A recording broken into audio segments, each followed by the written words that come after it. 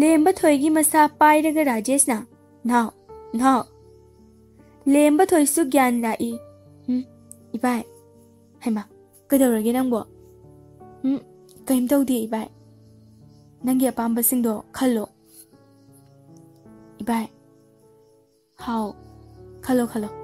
Hayo nangi apamba do. Lemba thoi mong hadana haidai. Phanek lebiyo ibai. Rajesh nok laga. Kaigino na nangdi phane ka dawdoi ba ningol chakau bada akhoi chiche da dakhina pina bane babung na su ningol chakau bada iche do lokhat pini hai Rajesh lemba thoigi wadu ta bada mapi ira chelai adubu nok fet tawraga hoi leise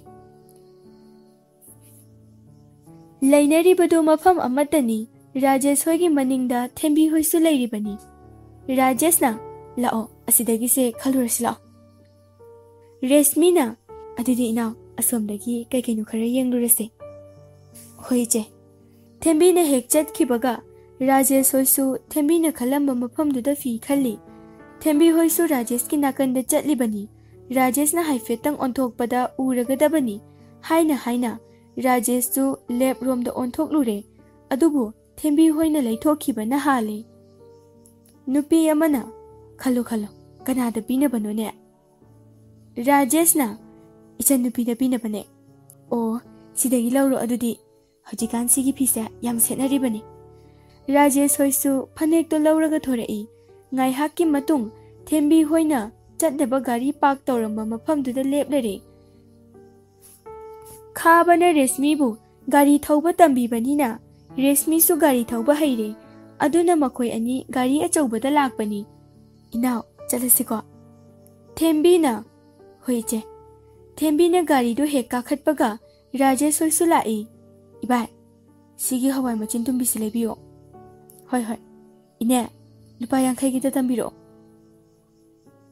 Resmina inao leramuko asidagi hawai silerake thembi su Resmina khut thinbadu da onthorakpani adubu Meirilaksida Rajesh hoisu uhaudre hoiche Rajeshna ataidi aduna yarabo lemba thoina sitnambi angobi siga ine uchek marumduga tambiro Resmina hawai do yanaraga jamagi ta bibiro pofam phambi nupi aduna hoi nupi aduna Resmi gi hana tammaga pikre Resmi su paisa du piram laga gari start tawkhre lemba thoi sum makhonga niklaga sum koyeng lakpada mache thembi du ure lemba thoi tapna iche adu hairaga gari manakta jangsin ge tawbada khudi thiraga tare Resmi hoisu gari thauraga chatkre mi manil amadi gari ge horn mayam duna thembi manawna kawbudu tadre lemba thoi su phuk hawatlaga kanna kawrei che thembi su maupana kawbugi makhol tabaduda tapna khumlai thoi Resmina inao kaidorage kaisi tawdi che Rajeshna kaidorage now lemba thoi kappaga makhut khudom biduna thillaga che chakri Rajeshna lemba thoi bu themjinbi kakunuse chichiga masak mana bo iromgani ye aikhoisu chasilao ngai hakki matung Rajeshna lemba thoi bu thinbiram laga masu chatkre numidangi chak chanaba matamni ibohalna haure ichagi ngasigi ngari haptaba kangsoise lemba thoi kari sukhandana yangna haidorei babo akoidi sigumbada hele nahawa ichi akoini jai kandane chaba singdo adudi loi hawe aidi adu hairaga chak to hukchili ibohalga anjaliga du haifet yengnei ibohal su khanjalubada nungaitre chak to toklaga haugatlaga thokre somdana phamung do loisin na isau langi delhaiba su bathroom dagi irujaba loiraga tholai delhaibadi priti sawe khangdabanina tunglom dagi konsilai bem ushibi Pretty do kuning na thillaga sauna hairei. Napagi bem, chakho chalo. Adu kyam chopa nang na ibu hanjin chophan baneba. Telhaiba do manaton da thilakpagi ngauri. Nahi su tarai. Bem. Naturo, pangkaw kauri to kaigino. Namito to taise. Bem, nang no kuning na thilakpada natonga se nahi loi tare. Isinga phigado amta puro. Pretty su onthorei. Yamna pakhat pidawga malaga. Mana oina dum chaisilai. Kalak tum peli. Khare yam taro. Ayuk nungthil nungthang khangde. Kon daw to tawle. Pharabane. Laina wara ini. Nang da siro haisini. Pretty adu hairam laga phamung kakhalaga tumkre. As kari nupina sibo. Kidnap tawraga chen badawna. Nang di sidiba. Luhongbagi ahingi balana gukul mirai bibadune. Phai phai. Ngasidagi aisu horoiba. Nangsu baladawna ningamdaba tawrakano. Tanjadu da Pretty ki phone su lai. Kanano, nungdang sida phone ga tawraiduna. Hello, ima. Chak charabo nangbo. Chare ima, ima di charabo. Chare ima su. Kai mathil charaba. Ok manungsa chai ima. Nangbu ok charabo. Pretty nok laga. Oh, chare. Yam hawa lermi. Mama na, chow. Kaidaramino nangbo. Sum larambane ima. Telhaibadi laitabro. Kaigino ima. Haima, sum hangbani ne. Pretty telhaibada yenglaga. Kaideno da ima. Horen pung baro tero da hanjalakani. Yu da thakpada loi. Telhaiba mamit lag thok laga. Kaino ne haisibo. Asing barane. As ima, ngangnaba ka yadi. Ay, ipamdala atabani. Mem chana, adumnaga tawnuko, phazana irenjana ngangno. Khadna janedana tawnuko, nanemna kunadi ngangdro. Ngangni ni ima, mawalo biba jatnate. Telhaibadu khadang mitlaga yengduna laikre. Ima haigese, mana adumaina hekta tawba yabro. Ainadi somda iya gyanta ina chakthok charuraga. Ima, lai, thamu, kona tawrage. Hoi. Ani do phone thamna khre. Telhaibana, nang phazana hore. As, pugyam nungaite ko, moi thoksalakani, tumi layo. Aya, mata amni sidi pura. Pretty do taseng na gas khaidokre, aduga tumkre. Telhaiba mamit law thoklaga. As, asinu pisidi ngawre ne. Nang khangni dina ngasidi. Ahing tumhaloiba. O khongai kaphange khangni na. Ngasi haukini hayeng amuk lakani. Hayengi mathang hangchit ki mathang masem. Asum haukiduna. Matam su khanghaude tha khara haukre. Pretty ising batin ama puduna chatpada ubada manem Rakeshwari na hairai. Hai, loiredana. Karino tawridubo. Hojikpu adu tawbagi matam na tini nangbo. Ima, kem tawroye. Pangpata pakhale imana. Pakhata yaribrani nangbo. Doktor na arumba thanganu thabak suhanba yade haidudi. As, ima, wathini damado. Miron bi thama pansubi mi phao. Manem na otana thabak kayam suhale. Kem tawde. Tanjadu da telhaibasu tholai. Kadonare ima. Rakeshwari na, tu, sise, mabuk siga thanglaga lairamsini. Telhaiba Pretty ki manakta changsilaga. Nangdi kadawagi siguma thabakse tawrino ha. Soi laktana turo. Angang dukan bangam haudradi. Rakeshwari na, hai dini nangbo. Karan taba mi ngaktani na Pretty sukum lai.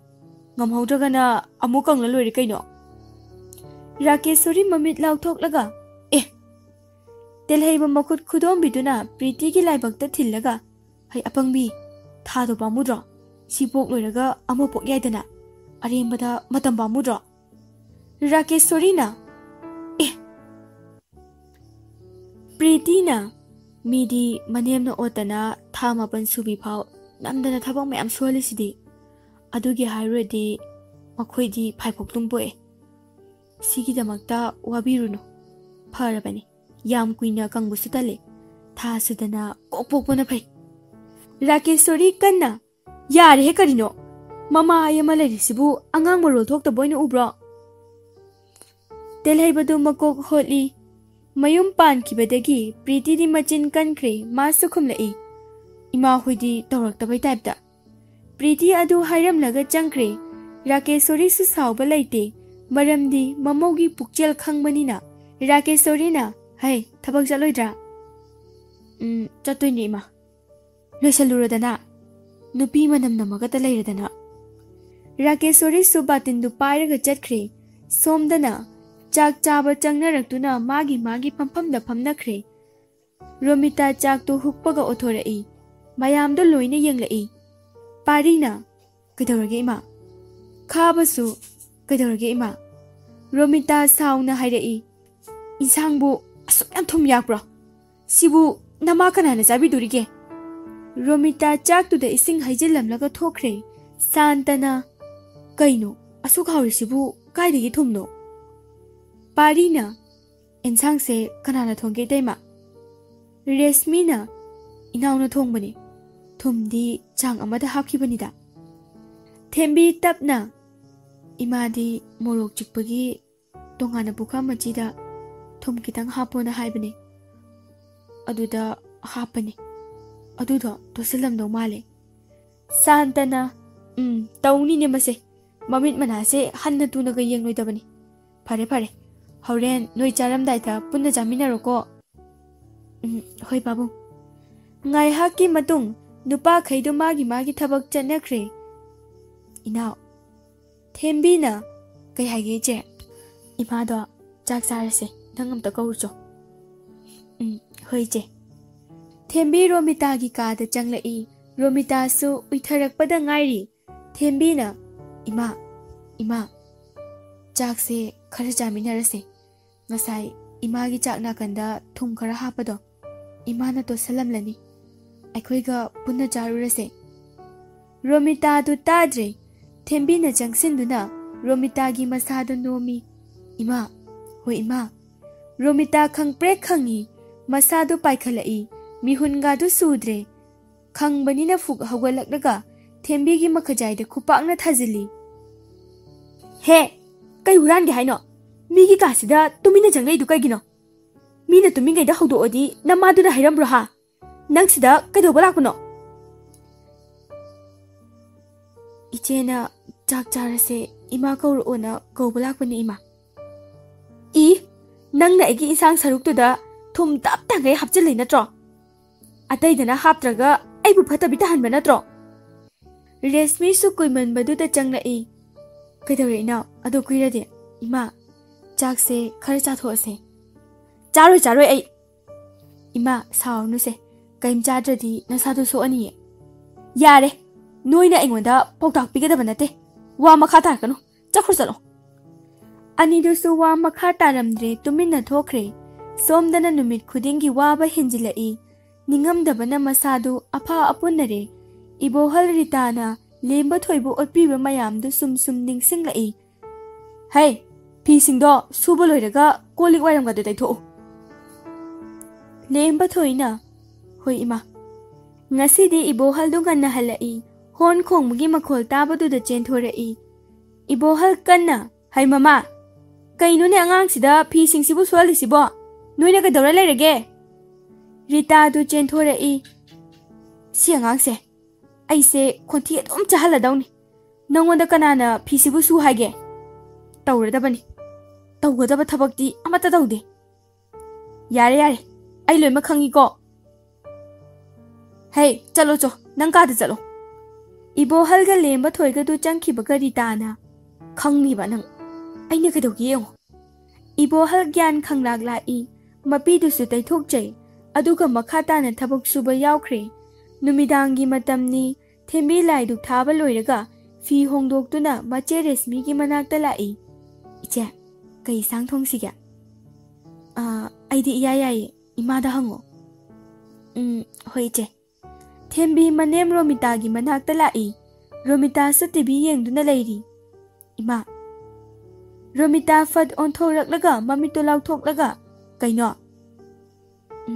Kai sang thong doino. Romita sabtra tauraga ꯑꯗꯨꯕꯨ ꯑꯩꯉꯣꯟꯗ ꯍꯪꯉꯤꯗꯣ ꯀꯩꯒꯤꯅꯣ? ꯑꯔꯩꯕꯗꯣ ꯑꯃꯨꯛ ꯀꯣꯛ ꯍꯦꯛ ꯊꯣꯡꯉꯨ꯫ ꯀꯔꯤ ꯊꯣꯛꯏꯅ ꯇꯧꯖ ꯁꯥꯏꯅꯣ ꯈꯪꯗꯦ꯫ ꯍꯣꯏ ꯏꯃꯥ, ꯑꯗꯨꯗꯤ ꯑꯔꯩꯕꯗꯣ ꯑꯗꯨꯝ ꯊꯣꯡꯂꯒꯦ꯫ ꯊꯦꯝꯕꯤ ꯆꯠꯀꯦ ꯍꯥꯏꯗꯨꯅ ꯃꯥꯏ ꯂꯩꯊꯣꯛꯈꯤ꯫ ꯔꯣꯃꯤꯇꯥꯅ ꯈꯥꯝꯂꯛꯏ꯫ ꯍꯦ, ꯉꯥꯏꯈꯣ꯫ ꯏꯃꯥ, ꯀꯩ ꯍꯥꯏꯒꯗꯕꯅꯣ? ꯏꯃꯥ ꯀꯩ ꯍꯥꯏꯒꯗꯕ ꯀꯥꯏꯅ? ꯑꯩꯅ ꯅꯪꯅ ꯆꯥꯛ ꯊꯣꯡꯗꯣꯏ ꯑꯣꯏꯔꯗꯤ ꯑꯩ ꯆꯥꯅꯤꯡꯗꯦ ꯍꯥꯏꯗ꯭ꯔꯣ? ꯑꯩꯒꯤ ꯆꯥꯛ ꯁꯔꯨꯛ ꯍꯥꯞꯀꯅꯨ꯫ ꯀꯩꯒꯤꯅꯣ ꯏꯃꯥ? ꯑꯩ ꯊꯨꯝ ꯌꯥꯛꯇꯅꯕ ꯍꯣꯠꯅꯖꯒꯦ꯫ ꯋꯥ ꯃꯈꯥ ꯇꯥꯒꯅꯣ꯫ ꯑꯩ ꯋꯥ ꯑꯅꯤꯔꯛ ꯁꯨꯅ ꯉꯥꯡꯅꯤꯡꯗꯦ꯫ ꯆꯠꯈ꯭ꯔꯣ, ꯆꯠꯂꯣ, ꯌꯦꯡꯅꯤꯡꯗꯦ꯫ ꯊꯦꯝꯕꯤ ꯃꯆꯦ ꯔꯦꯁꯃꯤꯒꯤ ꯃꯅꯥꯛꯇ ꯂꯥꯛꯏ꯫ ꯏꯅꯥꯎ, ꯀꯩꯗꯧꯔꯒꯦ? ꯀꯩ ꯍꯥꯏꯔꯛꯑꯒꯦ?